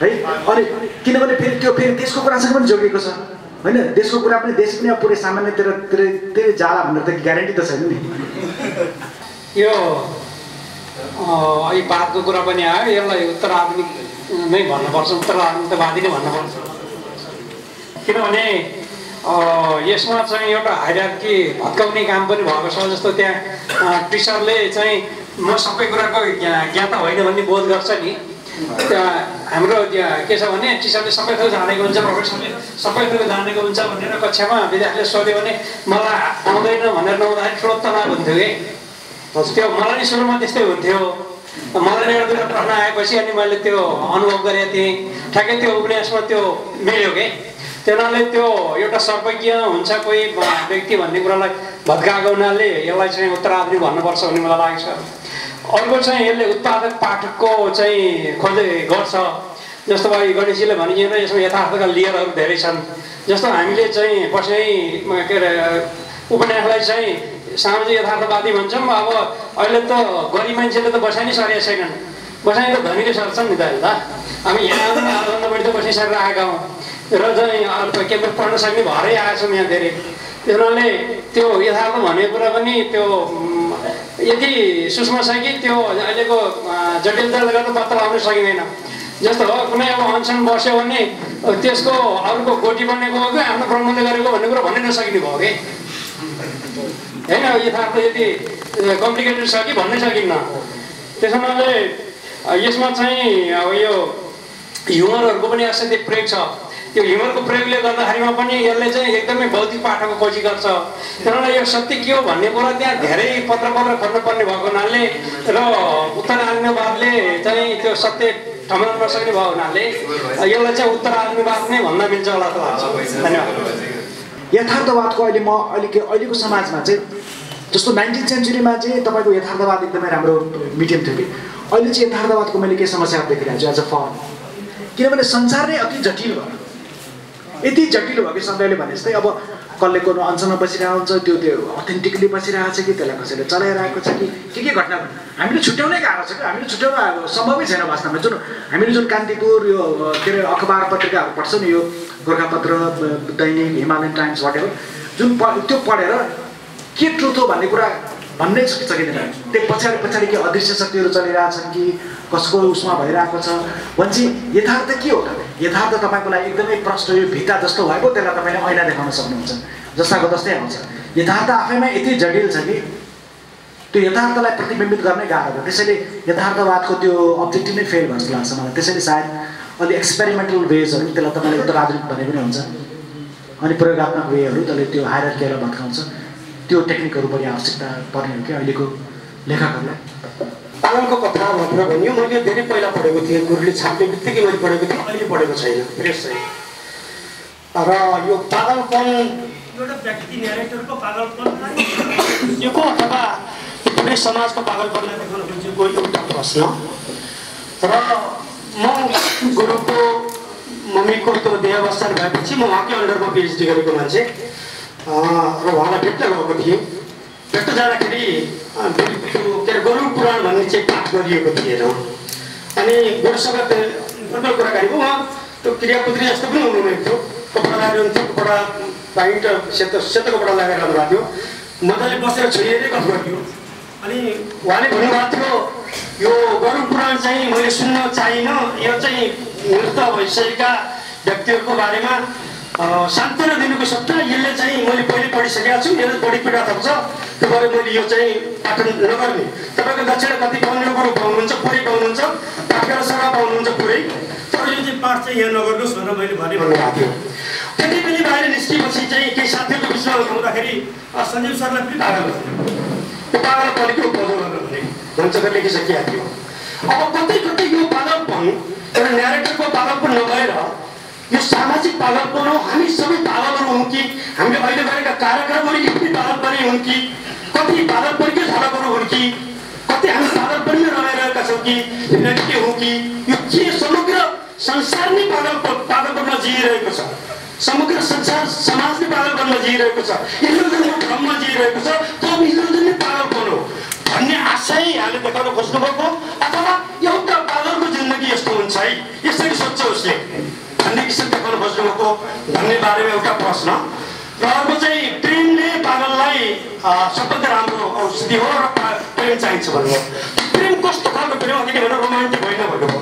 तर एउटा मलाई दुईवटा किताबले चाहिँ असर गर्यो। एमए पढ्दाखेरि सानोमै भन्ने उपन्यास पढेपछि म 5-7 दिन सुत्न सकेको थिइनँ। त्यो जगनानको टाको काटेर मैले हात लिएर प्रेम गरेर हिँड्दाखेरि त्यतिखेर म 2-4 दिन सुत्न सकेको थिइनँ। सरको किताब पढेपछि 2-4 दिन पागल जस्तो भइएको थियो। दुईवटा असर गरेको किताब हो। त्यो सानोदेखि गर्ने प्रेम जस्तै प्रेमलाई कुन प्रेम भनियो त्यसलाई, त्यो प्रेम चाहिँ पागल प्रेम हो कि त्यो सत्य प्रेम हो कि कस्तो प्रेम हो? अब यहाँ चाहिँ प्रेम कुन प्रकारको प्रेम चाहिने हो पागलपनलाई? यसमा चाहिँ के लाग्यो भने मलाई चाहिँ म अघि पनि मैले भनि नै रहेको थिएँ, यसमा चाहिँ दुईवटा कुराको मिक्सचर, दुईवटा कुराको चाहिँ संयोजन भएको छ। एउटा चाहिँ व्यक्तिको पागलपन होइन, तपाईँले ढिलो आउनुभयो, एउटा चाहिँ व्यक्तिको पागलपन, एउटा चाहिँ होल समाजको पागलपन। मलाई के लाग्छ अहिले चाहिँ तपाईँलाई अनेस्टली भन्दाखेरि चाहिँ अब यो अलिकति विषयान्तर होला होइन, अनेस्टली भन्दाखेरि चाहिँ मलाई के लाग्छ भने हाम्रो यो समाजको संसारको कुनै पनि समाज 100% सत्य चाहिँ मलाई लाग्दैन। किनभने यत्रो हेर्नुहोस्, यति युद्धहरू भएको छन् हाम्रो उसमा, हामी आफूलाई सिभिलाइज भन्छौँ है, हामीहरू सिभिलाइजेसनभन्दा धेरै टाढा छौँ जस्तो लाग्छ हामीलाई है।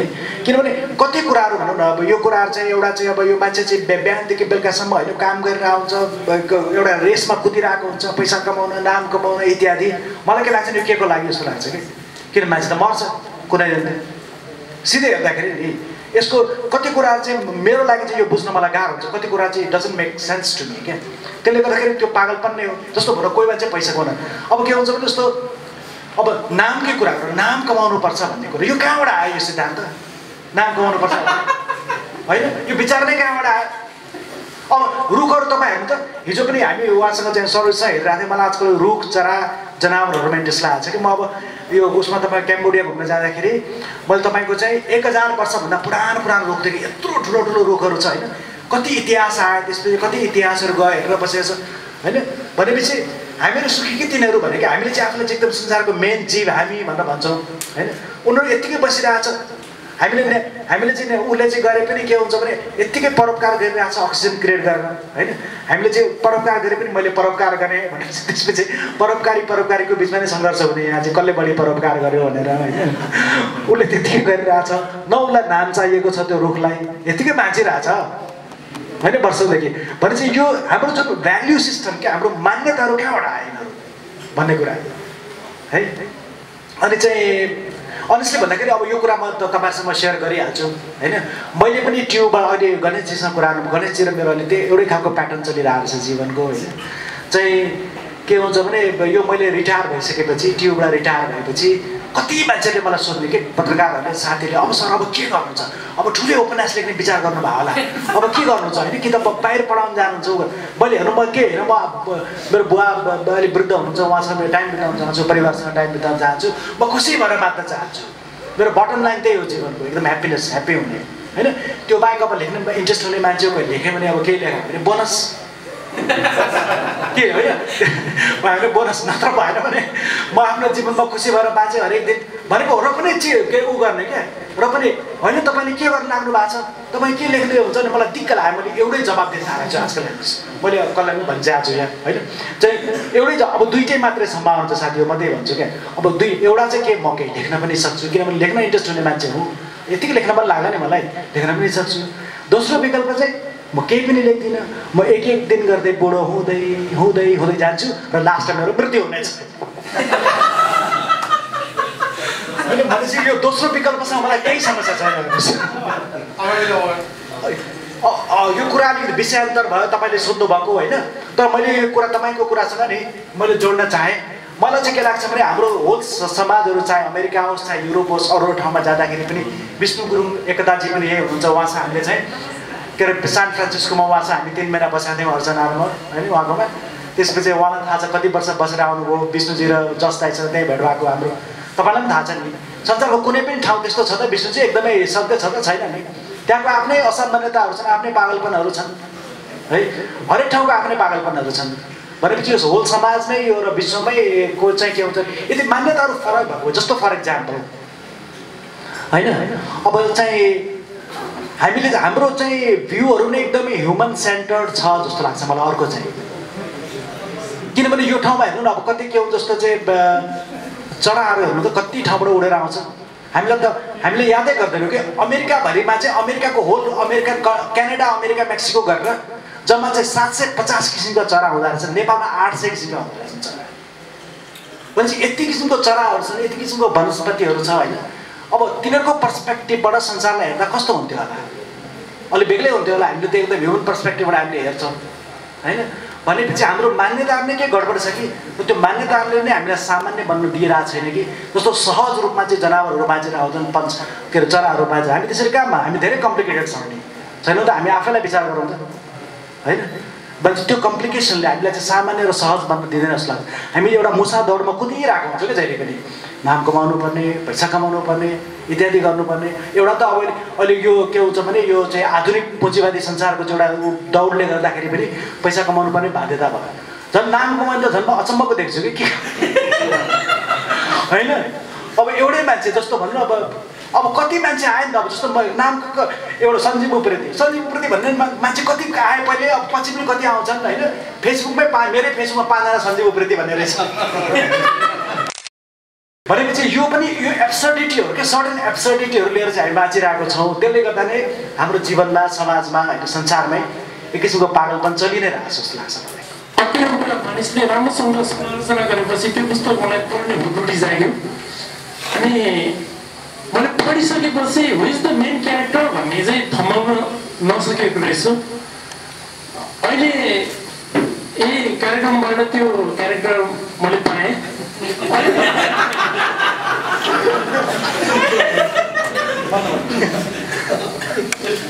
अनि तपाईँको त्यो नयाँ नयाँ संस्करणहरू आइरहेको रहेछ त्यसमा नयाँ नयाँ के छ मैले त्यो पाएको छैन त्यो जानकारी दिनु न अनि यस्तो छ नयाँ संस्करण चाहिँ अहिले चाहिँ नयाँ चाहिँ बुक हिलबाट आउन लागेको छ नयाँ संस्करण लेटेस्ट त्यसमा केही पनि फरक छैन यही नै हो है यही नै हो यसको चाहिँ के हुन्छ भने एउटा चाहिँ पहिले चाहिँ त्यो नेपालबाट आएको थियो दोस्रो चाहिँ अक्षर क्रिएसनबाट आयो चाहिँ अन्तिम संस्करण अब चाहिँ चेन्ज हुँदैन होला सायद बुक हिलबाट आउनु लागेको छ त्यसमा चाहिँ नेपालको के अरे एन्डिङ र यसको एन्डिङ अलिकति फरक छ।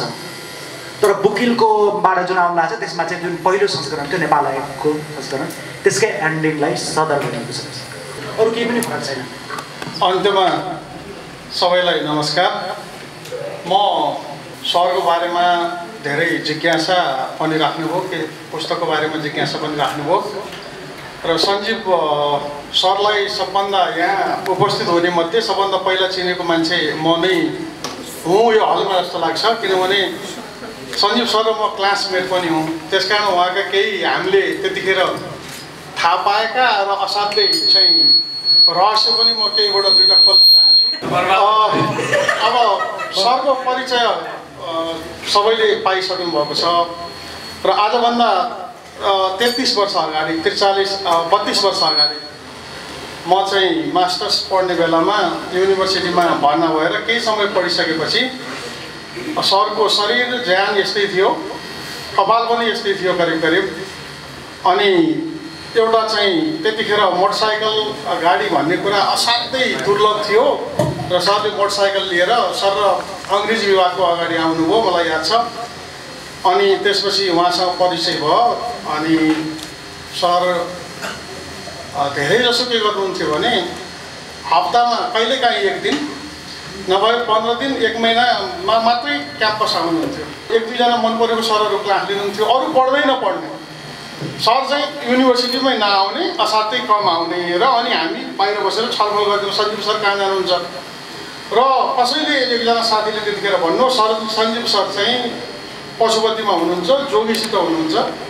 उहाँ चाहिँ हप्ता दिन 10 दिन 12 दिन भयो पशुपतिमै बस्नु भएको छ भनेपछि मलाई अचम्म लाग्ने। अनि पशुपतिमा किन जानुहुन्छ भनेको सरले किताबहरू यो पढ्ने यहाँ युनिभर्सिटीमा भगाएको किताब सबै पढिसक्नुभयो। सरलाई कुनै कुरो चाहिँ ज्ञानमा कुनै कमी छैन। अब त्यो चाहिँ जोगीहरूको ज्ञान लिन उहाँ जानुभयो, अब त्यस्तै अरू ज्ञान लिन अर्को ठाउँमा जानुहुन्छ। त्यस्तै ज्ञानको खोजीमा, ज्ञान प्राप्त गर्ने खोजीमा भौतारिँदा उहाँ आफै पागल हुनुभयो, पागल जस्तै हुनुभयो। र त्यो पागलबाट बचाउने के हो त भनेर हामी साथीहरूले छलफल गऱ्यौँ। पछि दोस्रो वर्षमा पहिलो वर्ष त्यसरी नै सिद्धियो।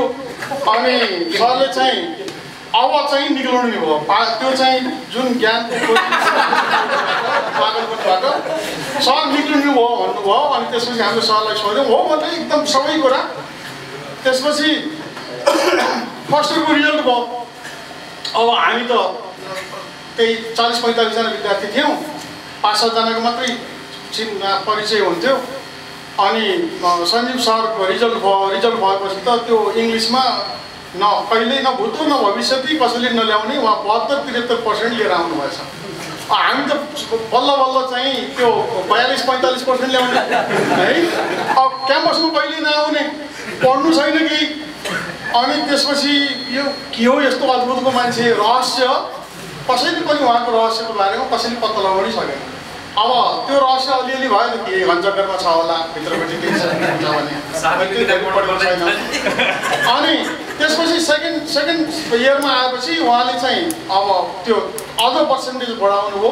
धन्न 80% चाहिँ ल्याएर इङ्ग्लिसमा पास गर्ने भनेको त्यो चाहिँ दुर्लभ कि अहिलेसम्म छँदै छैन, त्यो म्याथमेटिक्समा पनि नआउने नम्बर।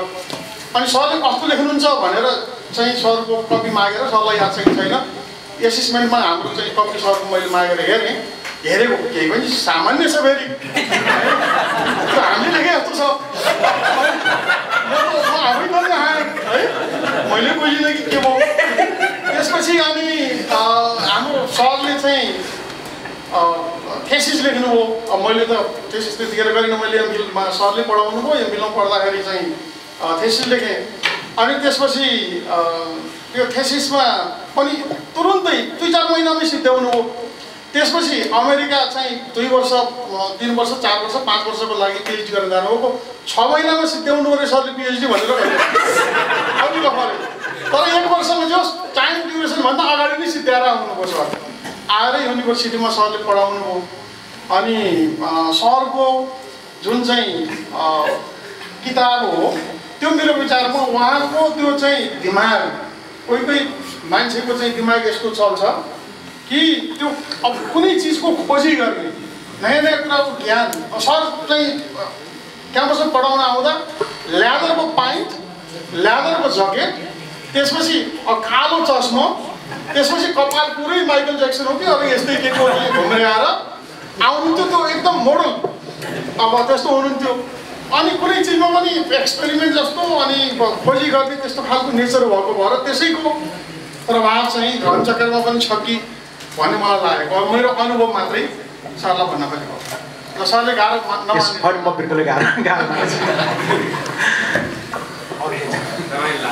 छोटो क्वेसन सोध्छु र हामी टेक्स्चुअल इन्डिङ हुन्छ। त्यो भएपछि यो उपन्यासमा सर थुप्रै पात्रहरू छन्, अब मुख्य भूमिकादेखि साधारण भूमिकाका, तर अधिकांश पात्रहरू चाहिँ सबै आफ्नो क्षेत्रको एकदम स्ट्रङ पिपुल, जस्तो हस्पिटलको डक्टर, नर्स होइन, त्यो अब हाम्रो दिलबरनाथ योगी, राइनर जति छन्, अनि वेदिका उहाँ पनि एकदमै स्ट्रङ वुमन, एकदमै स्ट्रङ पिपलहरूको चाहिँ मात्रै जमघट भयो। अलिकति कमजोर भनेको त्यो चाहिँ कालु रिक्सावाला अलिअलि कमजोर पात्र छ, तर उसले पनि ठुलै काम गरेको छ। अलिकति यो समाजको प्रतिबिम्ब मिलेन कि, किनकि समाजमा त सबै शक्तिशाली पात्रहरू मात्रै हुँदैनन्। अन्तिम प्रश्न यही भयो सर, अनि हामी विसर्जन गर्छौँ। मैले भनिहालेँ के हुन्छ भने यो उपन्यासको यो खालको यो यस जानरको प्रश्नहरू चाहिँ बारम्बार सोधिन्छ कि कुनै चाहिँ तपाईँको किताबमा चाहिँ होइन सहरको चित्रण भयो, तपाईँको त्यो बाहिरको किन आएन, अनि अथवा यसमा चाहिँ यस किसिमको पात्रहरू आए, यो हरेक अन्तर्क्रियामा धेरैमा सोधिरहेकै हुन्छ। मलाई चाहिँ के लाग्छ भने मेरो आफ्नो विश्वासहरू तपाईँहरूसँग असहमत पनि हुन सक्नुहुन्छ। हरेक उपन्यासले सबै थोक गर्नै सक्दैन क्या। एउटा त संसार क्रिएट गर्नु पऱ्यो नि। हेर्नु यो उपन्यासकारले चाहिँ जस्तो यो संसार छ त्यस्तै उपन्यासमा पनि घरहरू हुन्छन्, यहाँ पनि सडकहरू हुन्छन्, यहाँ पनि मान्छे हुन्छ, अन्तर्सम्बन्ध हुन्छ मान्छेको होइन। एउटा संसारै क्रिएट गर्नु पऱ्यो, त्यसमा सबै अटाउनै सक्दैन। यो एकदमै सेलेक्टिभ आर्ट हो। आफ्नो जुन विषयवस्तु छ, मेरो लागि जुन पागलपुरको विषयवस्तु थियो होइन, त्यो विषयवस्तुसँग जोडिएको के कुराहरू हुन्छन् मैले देख्दाखेरि त्यति बेला त्यसलाई मात्रै मैले राखेँ। अब अर्को किसिमले लेखेको भए अर्कै किसिमको हुन्थ्यो होला, अर्को मुडमा लेखेको भए पनि अर्कै हुन्थ्यो होला। उपन्यास एकदमै यो सेलेक्टिभ आर्ट हो। तपाईँले एउटा विचार गर्नु, एउटा कुनै पनि सबै कुरालाई उपन्यास हामी अटाउनै सक्दैनौँ। तपाईँले कुनै एउटा क्यारेक्टर एउटा लेखकहरू नै हुनुहुन्छ कतिजना, तपाईँले एउटा पात्र ठहराउनु भयो अरे, त्यो पात्रले त दिनभरिमा त धेरै कुराहरू गर्छ। उसले दाँत माझ्छ, दाढी काट्छ, खाना खान्छ होइन, त्यसपछि सुत्छ होइन। तपाईँले लेख्नु नै यसले गरेर दाँत माझ्यो अथवा अहिले गरेर उका दाढी काट्यो, त्यसपछि लेख्दैनौँ क्या त्यो कुराहरू, किनभने त्यो कुरा इम्पोर्टेन्ट छ वास्तवमा, त्यो इम्पोर्टेन्ट नभएको होइन। तर के हुन्छ भने त्यो विषयवस्तुलाई त्यो समातेर साध्य पनि हुँदैन। त्यो सबै समातेर के हुन्छ भने त्यो चाहिँ स्ट्रिम अफ कन्सियसनेस खालको टेक्निक युज गर्यो भने सायद त्यो हुन सक्ला। तर नन स्ट्रिम अफ कन्सियसनेस जुन खालको हामी जेनरली लेख्छौँ त्यसमा चाहिँ त्यो सबै चाहिँ, किनभने यो आख्यान लेखन नै एकदमै एउटा सेलेक्टिभ आर्ट हो भन्छु म। जीवनको 24 घन्टा पनि होइन कि कुन कुन मोमेन्ट चाहिँ इम्पोर्टेन्ट छ, त्यो मोमेन्टलाई त्यो क्षणलाई हामी समात्छौँ लेखन गर्दाखेरि। मलाई त्यस्तो लाग्छ। म केही गरौँ ल अन्तिममा उहाँले सक्नुभन्दा है पहिले म यहाँ सबैलाई म धन्यवाद दिन चाहन्छु। आज धेरैजना छन्, विश्व मेरो क्लास फ्रेन्ड, सरोज मेरो विद्यार्थी, अरू धेरै मेरो के अरे पुरानो विद्यार्थीहरू मैले देखिरहेको छु। विष्णुजीसँग त उहाँ हाम्रो यहाँ भएको सान फ्रान्सिस्कोमा चाहिँ भेट भएको, हामी सँगै थियौँ केही समय। अनि पोखरा मेरो सबै काठमाडौँ नेपालभरिमा सबभन्दा मनपर्ने ठाउँ, यहाँ मलाई सधैँ आउनु मन परिरहेको हुन्छ होइन। अनि त्यसैले यहाँहरू सबै आइदिनु भयो। अब बिहान मलाई त लागिरहेको थियो आज जाडोको दिन बिहान 8 बजे होइन, कतिजना आउनुहुन्छ होला भनेको यत्रोजना उपस्थित देखेर म एकदमै खुसी पनि भएको छु र यहाँहरूलाई म हृदयदेखि नै धन्यवाद दिन चाहन्छु। अब समयको सीमाको कारणले गर्दाखेरि योभन्दा बढी प्रश्नहरू इन्टरटेन नगर्ने गरी अध्यक्षको आदेशअनुसार सभा विसर्जन भएको जानकारी। धन्यवाद।